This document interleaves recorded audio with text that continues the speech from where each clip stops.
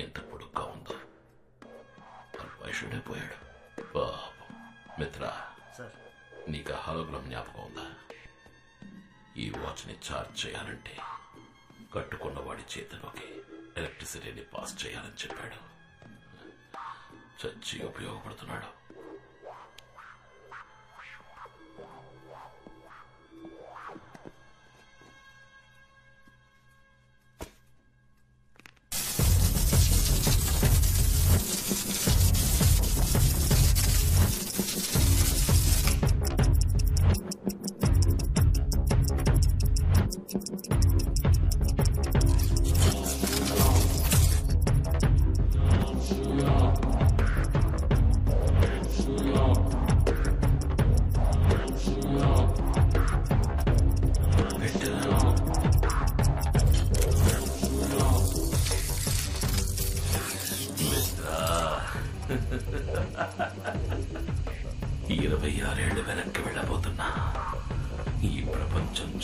చరిత్ర సాధించిన ఘనత అన్నిటినీ నా కాళ్ళ దగ్గరికి తెచ్చుకోబోతున్నా. వచ్చి ఈ వాచ్ని తాకు. నేను కోల్పోయిన ఇన్నేళ్ల జ్ఞాపకాలతో పాటు నాకు నువ్వు కావాలి. ఇద్దరం కలిసి వెళదాం.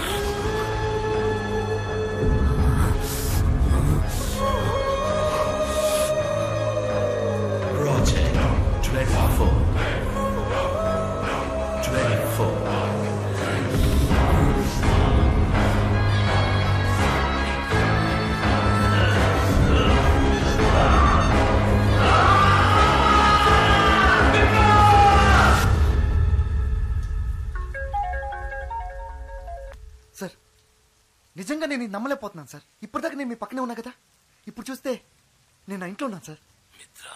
సార్ ఆ వాచ్ అద్భుతం సార్.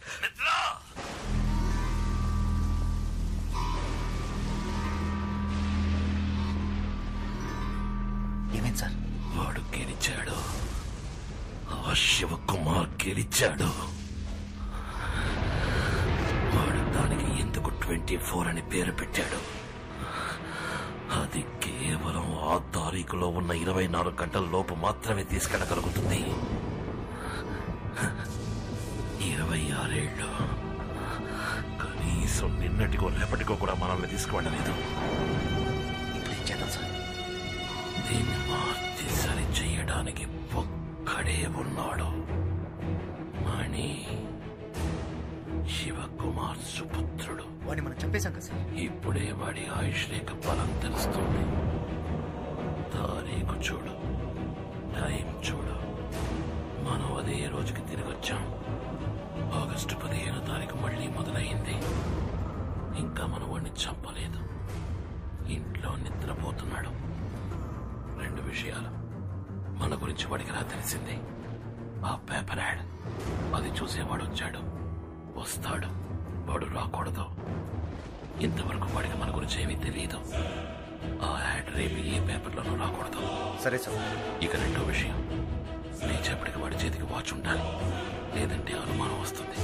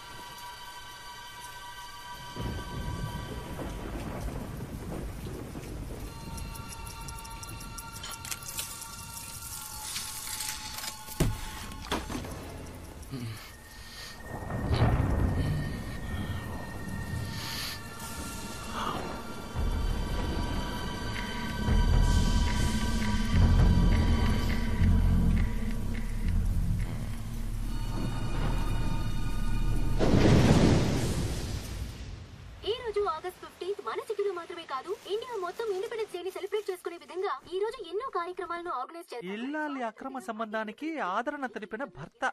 థూ! వీళ్ళలో ఎవరిని కొంటే ఎవరు ఫ్రీ? ఎవరైనా మనకు ఓకే.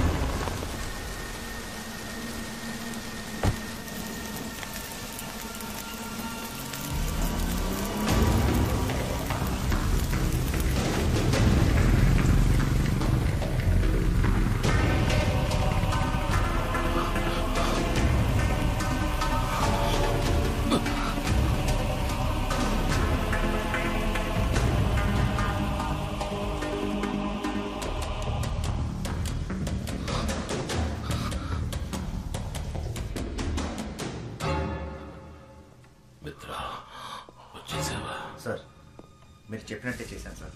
వాడు నిన్ను చూశాడా? లేదు సార్. వాడు నిన్ను చూస్తే ఇన్నేళ్లు మనం పడ్డ కష్టం వృధా అయిపోతుంది.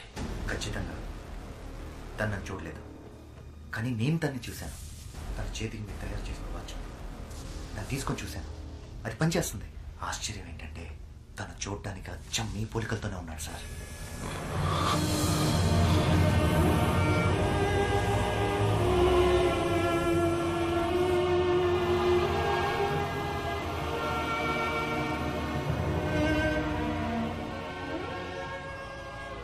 ప్రియా, మిత్ర చెప్పింది విన్నావా? మన బిడ్డ అచ్చం అలాగే ఉన్నట్ట. రూపంలో వాడు నన్ను పోలినా పర్వాలేదు, కానీ వాడి జీవితం నాలా ఉండకూడదు.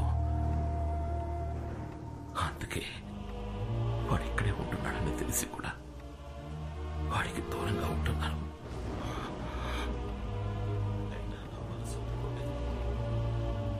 అందుకనే ఒకసారి మన మిత్రాన్ని వెళ్ళి చూసి రమ్మని చెప్పాను. వాడు సంతోషంగా ఉన్నాడట, మంచి వాళ్ళతో ఉంటున్నాడట. బిడ్డ సంతోషం తప్ప కన్న వాళ్ళకి ఇంకేం కావాలి చెప్పు?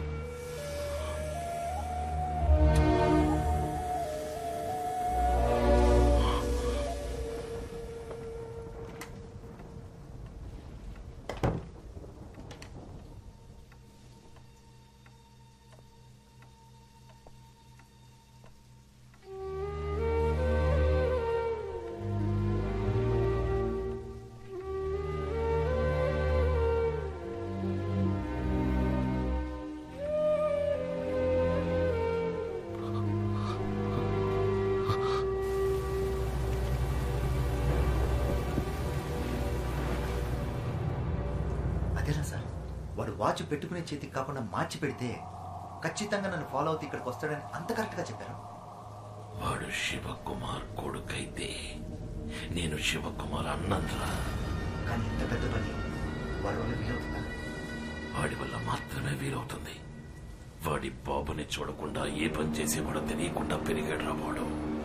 అయినా వీడే పని చేస్తున్నాడో చూసావా? Watch mechanic. వాడిలో ఉన్నది శివకుమార్ రక్తం. ఖచ్చితంగా చేస్తాడు.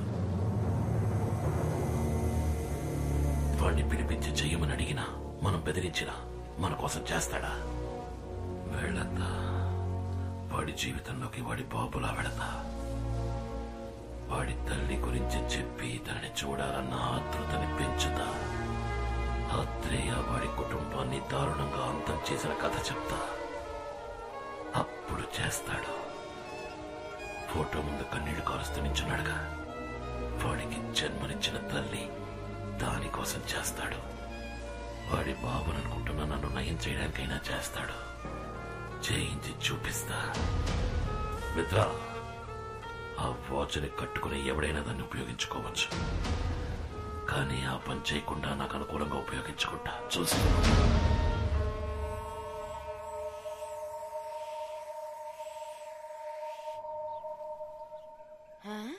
అరేరే, నా బిడ్డకి జ్ఞానోదయం అయినట్టుందే. ఏ రోజు లేని ఈ రోజు ఉదయాన్నే 6 గంటలకు లేచి కూర్చున్నాడు. దిష్టి చుక్క పెట్టాలి, నా దిష్టి తగిలేలా ఉంది. రే, ఏమైందిరా మణి? ఏమైందిరా? కళ్ళలో నీళ్ళేంట్రా? ఏమైంది?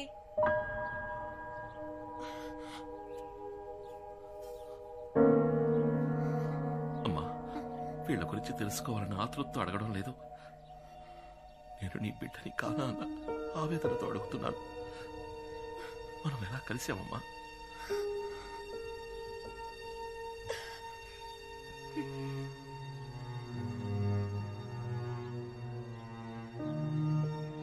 ఈయన మీ నాన్న.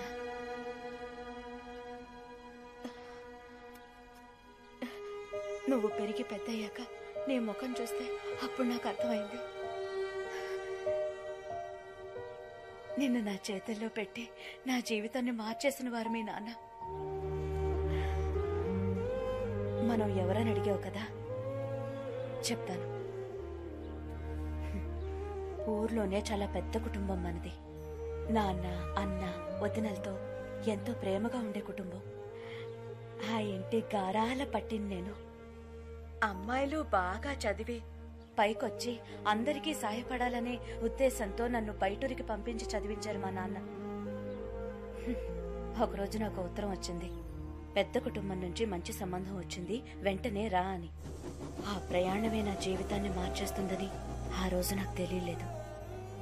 సరిగ్గా అప్పుడే శరీరం అంతా గాయాలతో నీతో పాటు మీ నాన్నను చూశాను. నిన్ను నా చేతుల్లో పెడుతూ నీ బిడ్డకు ఎటువంటి ఆపద రానివ్వనని వాళ్ళమ్మకి మాటిచ్చానని, ఆ మాట నిలబెట్టుకునే పరిస్థితుల్లో నేను లేనని, మీరే ఎలాగైనా నా బిడ్డని కాపాడాలని నిన్ను నా చేతుల్లో పెట్టి ఆయన వెళ్లిపోయారు. ఆ తర్వాత ఆయన నేను చూడలేదు. అమ్మాయి పెళ్లి చేసుకోవడానికి వస్తుంది కదా అని మా నాన్న స్టేషన్ కి అన్న, వదినల్ని, పెళ్లి వాళ్ళని, స్నేహితుల్ని, బంధువుల్ని అందరినీ తీసుకొచ్చారు. ఆ సంతోష సమయంలో అందరూ నా కోసం ఎదురు చూస్తుండగా చేతిలో బిడ్డతో నేను ట్రైన్ దిగాను. మా నాన్నతో పాటు అందరూ నిర్ఘాంతపోయారు. అక్కడున్న వాళ్ళంతా పెళ్లి కావాల్సిన పిల్లని పై చదువులకి పక్కూరు పంపిస్తే ఇదిగో ఇలాగే బిడ్డతో దిగుతుందని సూటిపోటి మాటలతో దెప్పిపొడిచారు. వాళ్ళ మాటలు తలుచుకుంటే ఇప్పటికీ మనసు కష్టంగా ఉంటుంది. ఇంట్లో ఒకటే గొడవ మా నాన్న, అన్నయ్య, తమ్ముళ్లతో. నువ్వు చెప్పింది మేం నమ్ముతాం, ఊళ్ళో వాళ్ళు నమ్ముతారా అని అడిగారు. నిన్ను కట్టుకోబోయేవాడికి బిడ్డున్నాడని తెలిస్తే ఈ పెళ్లి ఒప్పుకుంటాడా అని అడిగారు. మా నాన్నతో అన్నాను, ఏ నాన్న, ఎవరికైనా ఏదైనా మాట ఇస్తే ఎట్టి పరిస్థితుల్లోనూ ఆ మాట తప్పకూడదని చిన్నప్పటి నుంచి మీరే కదా నాకు నేర్పించారు. ఈ బిడ్డని కాపాడుతానని వాళ్ళ నాన్నకి మాట ఇచ్చాను, ఇప్పుడు ఆ మాట తప్పమంటారా నాన్న అన్నాను. అదే నేను ఆయనతో మాట్లాడి చివరి మాట. ఆ తర్వాత నేను తీసుకుని రూమ్ లోకి వెళ్ళిపోయాను. ఆ రోజు రాత్రంతా నువ్వు పాల కోసం ఏడ్చా. నీ బాధ చూడలేక నేను ఏడ్చాను. ఆ క్షణాన్ని నిర్ణయించుకున్నాను, తల్లి కాకుండానే నీకు తల్లి పాలిచ్చాను. అప్పుడే నువ్వు నన్ను అమ్మ అని పిలిచాను. ఆ మాటకున్న గొప్పతనాన్ని తెలుసుకున్నాను. ఆ రోజు నుంచి వాళ్ళ కూతురున్న విషయాన్ని మర్చిపోయి నీకు అమ్మగా ఉండాలని నిర్ణయించుకున్నాను. నా బిడ్డ వల్ల ఎవరు ఏ మాట పడకూడదని ఆ ఇల్లు వదిలిపెట్టి వచ్చేసాను. ఆ రోజు నుంచి నాకు ఊరైనా, ఇల్లైనా, లోకమైనా అన్ని నువ్వేరా. ఇప్పుడు చెప్తున్నానురా, ఏలాగా నేను నిన్ను 10 నెలలు మోసి కనలేదు, కానీ 26 ఏళ్లు నా గుండెల్లో పెట్టుకొని చూశాను. నేనేరా నీకు అమ్మని. ఎవరెన్ని చెప్పినా నేనే నీకు అమ్మని. నువ్వు నా కొడుకువి, నేను నీకు అమ్మని, అంతే. ఏడవకురా, ఏడవకు. చూడు, వీళ్ళ దగ్గరికి నువ్వు నన్ను తీసుకెళ్ళు. వాళ్ళతో మాట చెప్పాలి. మీకు మీ బిడ్డని కాపాడుతానని మాట ఇచ్చాను కదా, ఆ మాట నిలబెట్టుకున్నారని చెప్పాలి. నన్ను తీసుకెళ్ళు. అమ్మా నాన్న అంటే ఎవరో తెలియని వయసులోనే నాకు వాళ్ళ దూరం అయ్యుండొచ్చు. అది పెద్ద విషయమేం కాదు. కానీ నాకు ఊహ తెలిసిన నాటి నుంచి నువ్వే నాకు అమ్మా నాన్న అంతా. కానీ నువ్వు 20 ఏళ్ళు కనిపించిన వాళ్ళతో ఉండి పెరిగి నా కోసం అదని దూరం చేసుకుని ఒంటరిదానిగా నన్ను ఇంతవాడిని చేశావు. నీకన్నా ఈ లోకంలో నాకు ఎవరమ్మా ముఖ్యం? నాకంటూ లేని వాళ్ళు లేకుండానే పోనీ, కానీ నీకంటూ ఉన్న వాళ్ళతో నిన్ను తీసుకెళ్లి కలపాలి. నాకదే ముఖ్యం. మాతాజీ, మొదటి నుంచి నీ యాక్టివిటీస్ ఏం బాగలేవు.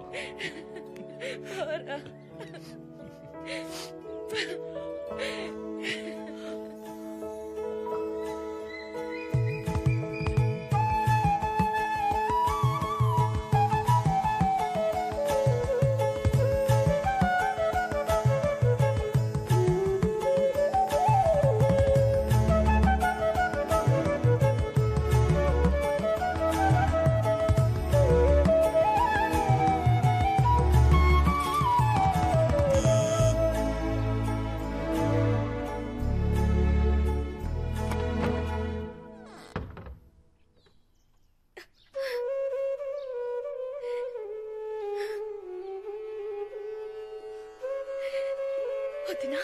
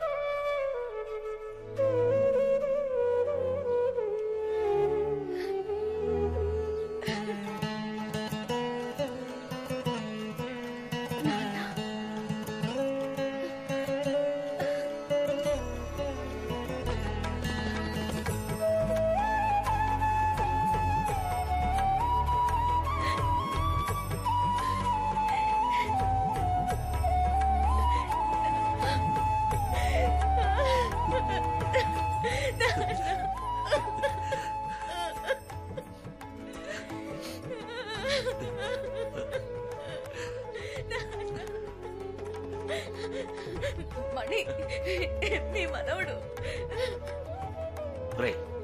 రారాయిలా, ఒకే రోజులో మీ అమ్మని తీసుకెళ్లిపోయావు.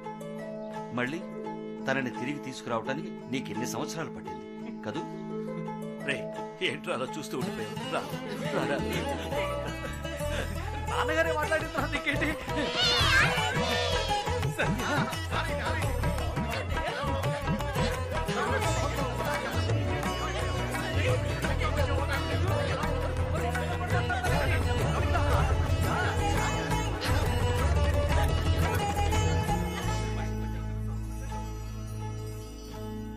ఈయనెవరు తాతయ్య? ఈయన మీ ముత్తాత గారు. వచ్చేటప్పుడు మన స్కూల్ చూసుంటావుగా, అది ఈయన కట్టించారు. తర్వాత ఈయనెవరంటే తాతయ్య. ఇదెవరు తాతయ్య? మన కుటుంబంతో సంబంధం లేనట్టు విడిగా తెలుస్తోంది. అదా మీ మావయ్య కూతురు సత్య. నిజమా? సత్యభామ. మీ అమ్మాయి ఇంట్లో లేకపోయినా తన పేరైనా ఈ ఇంట్లో ఉంటుందని అలా పెట్టాం. ఇప్పటిదాకా ఇక్కడే ఉంది. ఒకవేళ బయటకి ఏమైనా వెళ్ళిందేమో. బాగా తెలివైన పిల్ల. దాన్ని ఎవ్వరూ మోసం చేయలేరు. గడుగ్గాయి.